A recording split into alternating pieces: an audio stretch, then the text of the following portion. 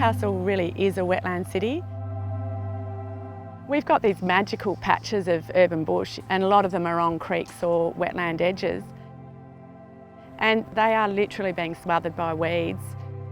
There's a lot of erosion occurring in the catchment, which is flowing down into these significant wetlands. It's fundamental that we really partner with organisations to keep our natural environment and our waterways in a good and positive condition.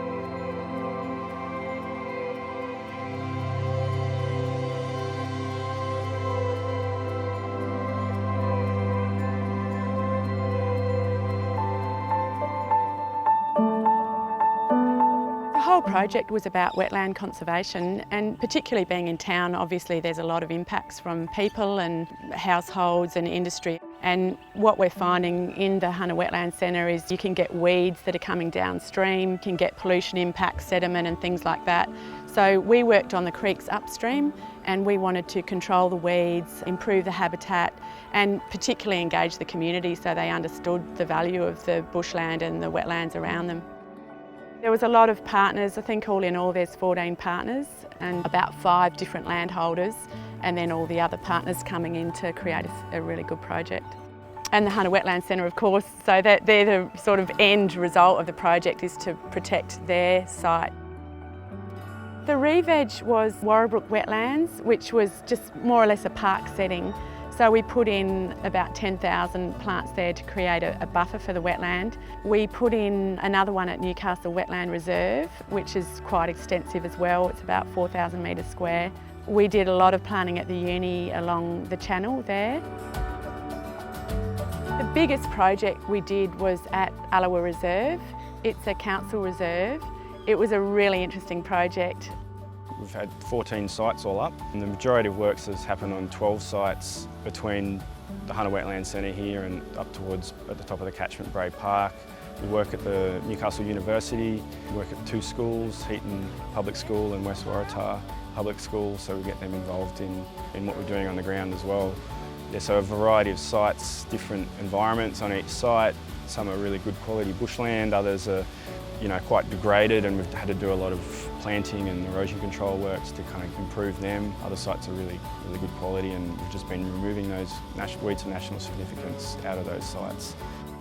The university is about 140 hectares in size. We're known as the Bushland Campus, so it's fundamental that we really partner with organisations to keep our natural environment and our waterways in a good and positive condition. So we partnered with this project to essentially improve the riparian zone, so the vegetation next to our waterways, as well as restore our wetlands. So we planted around 7,000 seedlings around wetland 2, and then the university has a bush regeneration program as well. So together we've contributed to a significant amount of native seedling plantations, but also we actually engaged a contractor to rebuild part of our waterway systems.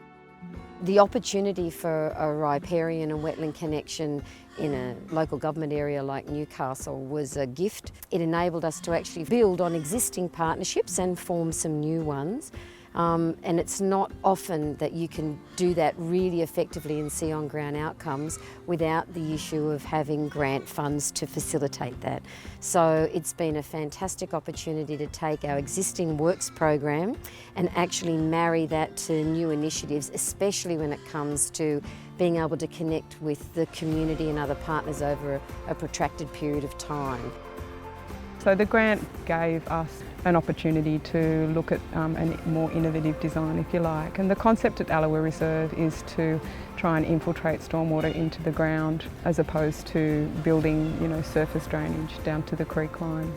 So what has happened here, there's been some massive scale works to try and slow the flow down really, because what we've got down behind our site here, we've got a nice little creek line or a drain where all the water's going to run down into. So what's been happening here, there's been a construction of say an artificial type wetland system with a series of ponds throughout the site, basically so that the water comes down, it gets caught up, trapped in these little ponds, and it just moves down throughout the site. There's been a really nice sort of diverse mix of species all throughout the site, and really nice density in planting has resulted in sort of minimal weed control basically.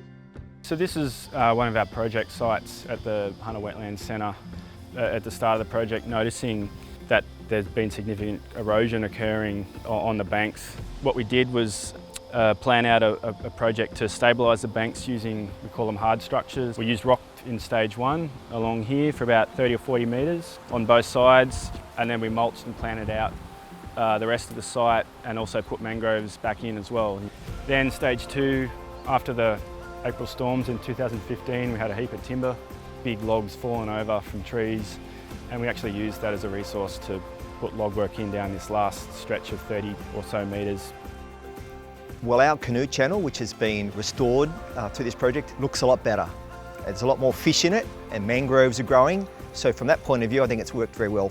At the end of June, the project finishes and it gets handed back over to the land managers, and then becomes our responsibility to try and keep managing the land and maintain the work that we've done over the last 4 years. I've seen a lot of areas go from being weed infested, unloved, places that people dump rubbish into full of native plants, well weeded, good interp signage, and there's a school or a local land care champion who is working on it. So that has worked.